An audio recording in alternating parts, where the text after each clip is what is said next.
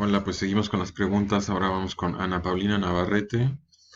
Dice, para pasar de una lectura del espacio utópica a una más tangible, ¿es necesario asociar este proceso con temas referentes al capitalismo y al conocido progreso? Bueno, para pasar de una lectura menos utópica a una más, entre comillas, tangible, creo que es necesario efectivamente entender cuáles son los mecanismos que determinan los patrones de urbanización. En este caso, los mecanismos tienen que ver con lo que llamamos la economía política, que es la forma en la que organizamos nuestra relación con la naturaleza, nuestras relaciones económicas y nuestras relaciones de poder. Mientras más entendamos eso, mejor, más efectivos seremos en incidir en esas formas de producción espacial. Pregunta 2. ¿Qué es lo que nos han llevado a pensar, qué es lo que nos ha llevado a pensar que la urbanización es la que organiza el planeta entero? ¿Se trata de factores históricos, culturales y sociales? La urbanización la entendemos como un proceso socioespacial en un contexto histórico. Hoy las actividades humanas en el planeta eh, tienen una escala tan grande, son de una magnitud tal que algunos científicos proponen nombrar una era geológica basada en ello. La llamamos el antropoceno. Es decir, el impacto de la actividad humana se resiente en una escala geológica. El material radioactivo que producimos en nuestras centrales nucleares tiene una vida media de 20.000 años. El, ¿Cómo se dice en español? El unicel que producimos tiene una vida también de miles de años. Los efectos del cambio climático se resentirán durante miles de años. Eh, entonces, hoy la manera que tenemos de ocupar al planeta, de relacionarnos, de establecer una relación con el entorno, es lo que llamamos urbanización. Y efectivamente la tenemos que entender en su momento histórico. Esto no era lo que pasaba en la era feudal, por ejemplo. 3. Al hablar de ciencia ficción, ¿cuáles son estas otras relaciones que son más que las relaciones humanas? La sociedad, no sé exactamente a qué se refiere esta pregunta, pero puedo imaginar que hay lo que hoy llamamos las posthumanidades, que tienen que ver con, eh, eh, digamos, con los, no sé cómo se dice, assemblages, no sé cómo se dice en español assemblage, con estos eh, conjuntos, con estos grupos, con estos órganos abstractos que generamos, por ejemplo, la industria financiera funciona con algoritmos que muchas veces tienen una incidencia espacial y son cosas completamente abstractas que están fuera de nuestro control. Las estructuras, los marcos legales tienen eh, una instancia concreta, física, material, espacial, y muchas veces están fuera de nuestro control también. Es decir, la civilización humana ha producido estructuras realmente abstractas que tienen una incidencia que parecieran tener una autonomía, que no es cierto, pero pareciera tener una autonomía, y muchas veces van más allá de las simples relaciones humanas. Otro ejemplo es el de la industria de las aseguradoras. Mucha de la producción agrícola industrial tiene que ver con eh, instrumentos de inversión que se llaman futures, que están asegurados a través de las compañías de seguros. Y todo esto genera una serie de dinámicas a veces perversas que forman parte de la irracionalidad racional, de la irracional racionalidad capitalista. Son fenómenos que estudian las posthumanidades. ¿Cuál es el rol del ser humano en un universo que buscamos constantemente construir? ¿Cuál es el rol del arquitecto dentro de este universo? Qué bonita pregunta.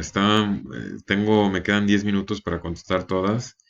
Yo diría que el rol del ser humano, y esto lo he dicho en algunas de las otras preguntas, nuestro papel es hacer imaginable lo inimaginable. Creo que nos debemos de considerar como humildes receptáculos del misterio más grande del universo, que es el de la conciencia, de la materia pensante, como es que un montón de átomos de repente sueñan y hacen chistes y bailan y etcétera, ¿no? ¿Qué es eso? No sabemos. Es probable que haya otras instancias de ese fenómeno en otras partes del universo. Eh, Nosotros solo conocemos la que de casualidad radica dentro de nuestros cráneos. Creo que es un fin noble el buscar preservarla. Sobre todo, bueno, en fin, sobre todo porque eh,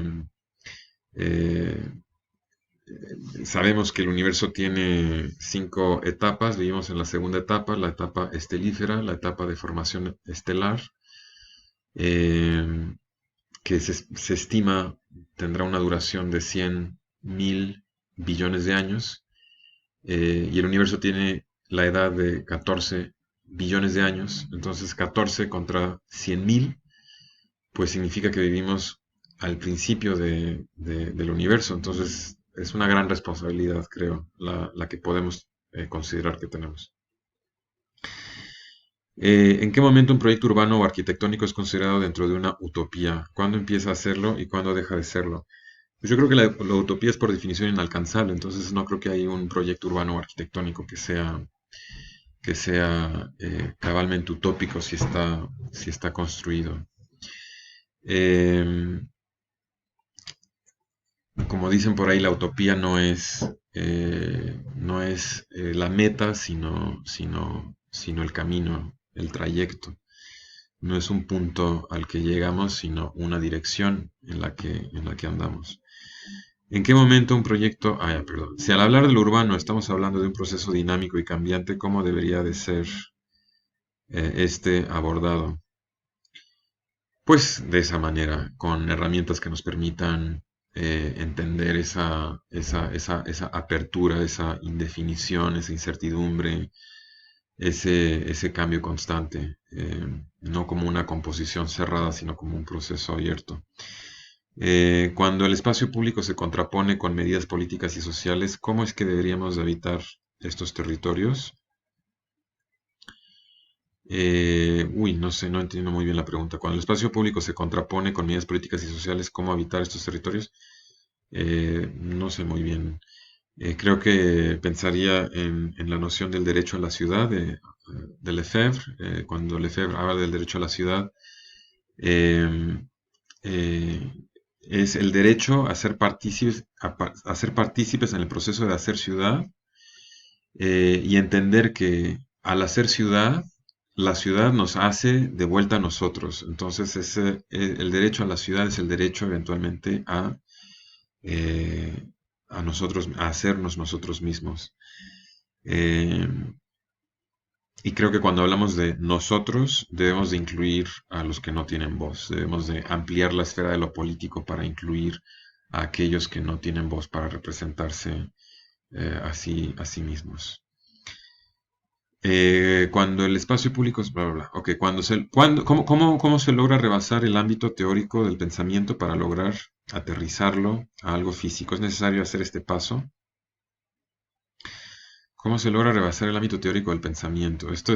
Creo que esta pregunta presupone que hay una línea divisoria entre la teoría y la práctica, eh, y yo creo que eso nunca ha existido. Creo que hay metateoría, que esa sí está separada de la práctica, pero la teoría es lo que nos dice qué hacer. Y creo que aunque algunas veces pensamos que hacemos sin teoría, creo que todo hacer lleva implícito una teoría, aunque no estemos conscientes de ella. Así que creo que más bien el paso es ser conscientes en la medida de lo posible de cuál es la teoría que hay detrás de nuestro obrar. ¿Por qué necesitamos buscar en la historia referencias para entender nuestro futuro? Pues para no volver a cometer los errores del pasado.